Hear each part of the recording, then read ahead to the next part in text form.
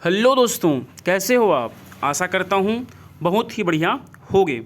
दोस्तों, हमने पिछले वीडियो में previous year question paper UGC net के बारे में चर्चा किया था। यदि आपने उस वीडियो को नहीं देखा है तो मेरा यूट्यूब चैनल जीत ज्ञान सागर में जाकर वह वीडियो देख सकते हैं।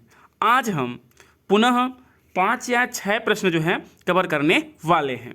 यदि वीडियो आपको अच्छा लगे तो लाइक, शेयर और सब्सक्राइब करने के साथ साथ कमेंट्स करना भी न भूलें।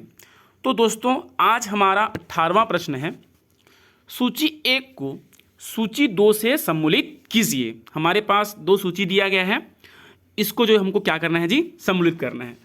तो देखते हैं। सबसे पहला दिया है विभिन्न संयोजन जिसे क्रेता खरीद सकता है ना। विभिन्न संयोजन जिसे क्रेता खरीद सकता है उसे कहते हैं हम बजट रेखा। 2 वस्तुओं का विभिन्न संयोजन जो उपभोक्ता को समान अभिपुष्टि प्रदान करता है ये कहलाता है आपका अधिमान वक्र कहलाता है। अधिमान वक्रों का समुच्चय, जो अधिमान वक्र का समुच्चय होता है उसे हम क्या कहते हैं जी, अधिमान मानचित्र कहते हैं। और अधिमान वक्र पर बजट रेखा का स्पर्श बिंदु, जहां पर 2 बजट रेखाएं आपस में मिलते हैं वो हमारी क्या कहलाती हैं, उपभोक्ता संतुलन कहलाती है। तो इस तरह से ए का 3, 2 का 2, सी का 1 और डी का जो है क्या है जी, 4 है। इस तरह से हमारा सही आंसर जो है वो क्या कहलाएगा, डी। ठीक है, अर्थात 3, 2, 1 और 4। अगला प्रश्न है हमारा, निम्नलिखित में से किस कसौटी की असंगतता को सीटोवस्की पैराडॉक्स, अर्थात जिसे हम सीटोवस्की विरोधाभास के नाम से जानते हैं, के रूप में नाम दिया गया है। तो इसमें दिया है लिटिल कसौटी, पेरोटो कसौटी, बर्गसन कसौटी और केल्डोर हिक्स कसौटी। तो दोस्तों याद रखना है कि प्रोफेसर टी सीटोवस्की ने अपने दोहरे मानदंड के आधार पर जो केल्डोर हिक्स है, इस केल्डोर हिक्स कसौटी को जो है उसके सिद्धांत पर खरा नहीं उतरता है। प्रोफेसर सीटोवस्की कहते हैं कि यदि 2 उत्पादन संभावना वक्र है ना, यदि 2 उत्पादन संभावना वक्र दिया हुआ हो और यदि दोनों एक दूसरे को क्या करते हो जी, आपस में काटते हों, तो ऐसी स्थिति में हिक्स केल्डोर का मापदंड जो है क्या होता है जी, असफल हो जाता है। एक बार फिर देख लेते हैं। यदि अर्थव्यवस्था में 2 उत्पादन संभावना वक्र दिया हो और उस दोनों उत्पादन संभावना वक्र जो है यदि आपस में क्या करते हो, स्पर्श करते हो, काटते हो, तो ऐसी स्थिति में हिक्स केल्डोर का जो मापदंड है वो सफल नहीं होता, असफल हो जाता है। अगला प्रश्न है हमारा, निम्नलिखित फर्में प्रतिस्पर्धी और अधिक लाभ कमाने वाली हो तो किसके द्वारा श्रम की मांग वक्र निर्धारित किया जाता है। ठीक है, तो दोस्तों याद रखना है कि यदि फर्म प्रतिस्पर्धी हो अर्थात पूर्ण प्रतियोगिता हो और अधिक लाभ कमाने की स्थिति से प्रेरित होते हैं, तो ऐसी स्थिति में उस बिंदु पर क्या होगा, फर्में संतुलित होगी जहां पे श्रम की समान उत्पादकता और समान मजदूरी दोनों क्या होते हो जी, आपस में बराबर होते होंगे। अर्थात आपका सही आंसर है बी, श्रम की समान उत्पाद के मूल्य के बराबर। ठीक है, तो इसके बारे में थोड़ा चर्चा कर लेते हैं कि जिस बिंदु पर या जिस मूल्य पर समान उत्पादन अर्थात एमपी जो है ना, आपका बराबर होता है एमडब्ल्यू के, अर्थात जहां पर समान उत्पादन और समान मजदूरी की दर आपस में बराबर होते हैं वहीं पर जो है श्रम की मांग का जो है निर्धारण किया जाता है। अब यहाँ कुछ और चीज़ें हैं। देखिए, यहाँ से प्रश्न पूछ सकता है कि यदि अर्थव्यवस्था में एमपी ज़्यादा है एमडब्ल्यू से, अर्थात यदि अर्थव्यवस्था में श्रम की यदि फर्में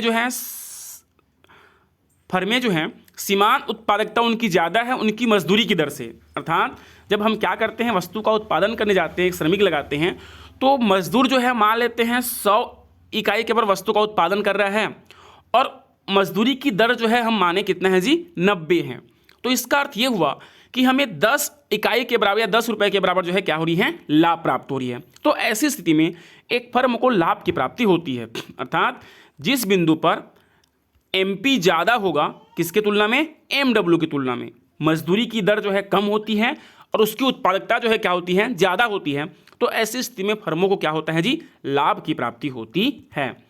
जस्ट उल्टा यदि एमपी जो है क्या हो, कम हो और एमडब्ल्यू क्या हो जी, ज़्यादा हो, अर्थात मजदूरी की दर हमारी ज़्यादा हो और सीमांत उत्पादकता क्या होती है जी, कम होती है, तो ऐसी स्थिति में फर्म को हानि का सामना करना पड़ता है। अर्थात जब हम श्रमिक लगा रहे हैं और श्रमिक जो है हम 100 रुपये के बराबर मजदूरी दे रहे हैं और वह जो है मात्र 90 रुपये के बराबर क्या करता है जी, काम कर रहा है, उसकी उत्पादकता जो है 90 रुपये के बराबर है, तो ऐसी स्थिति में उस फर्म को क्या होती है, हानि का सामना करना पड़ता है, हानि होती है।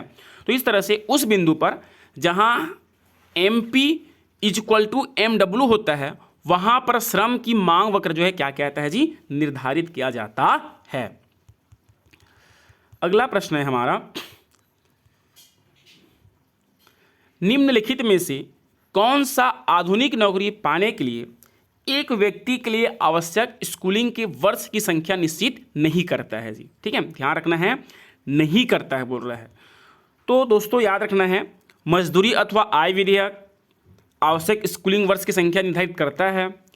आधुनिक क्षेत्र का रोजगार प्राप्त करने में सफलता की संभाव्यता, ये भी जो है आवश्यक स्कूलिंग के वर्ष की संख्या निश्चित करता है। स्कूलिंग की अवसर लागत भी सही है, जबकि जो लास्ट D है, शहरी क्षेत्र में स्वास्थ्य सुविधा और संरचना का विकास जो है, ठीक है, वो जो है आवश्यक स्कूलिंग के वर्ष की संख्या निश्चित नहीं करता है। इस तरह से हमारा सही आंसर D हो जाएगा। अगला हमारा प्रश्न है, सूची 1 को सूची 2 से संतुलित कीजिए। ठीक है, यहाँ पर हमारे पास बैंक का नाम दिया है, ठीक है, और यहाँ पर जो है उनकी स्थापना वर्ष दिया है जी। तो इसको हमें क्या करना है, मिलाना है। तो सबसे पहले देखते हैं, ICICI बैंक की स्थापना हुआ था 1955 में। दूसरा है IRBI, तो IRBI की स्थापना हुआ था 1971 में। ठीक है, IFCI की स्थापना हुआ था 1948 में, और जबकि IDBI की स्थापना हुआ था 1964 में। इस तरह से A का तीसरा, B का पहला, C का चौथा और D का जो है क्या हो जाएगा जी, दूसरा। इस तरह से आपका D जो है क्या हो जाएगा, सही आंसर हो जाता है। दोस्तों इसके बारे में थोड़ा और डिटेल से पढ़ लेते हैं। तो ICICI बैंक है ना, जिसे इंग्लिश में कहते हैं, इसका full form industrial credit and investment corporation of India. Industrial credit and investment corporation of India, भारतीय औद्योगिक ऋण और निवेश निगम, यह भारत का तीसरा बड़ा बैंक है और बाजार कैपिटलाइजेशन की दृष्टि से भारत के निजी क्षेत्र का यह सबसे बड़ा बैंक है जी। ठीक है, तो याद रखना है कि ICICI बैंक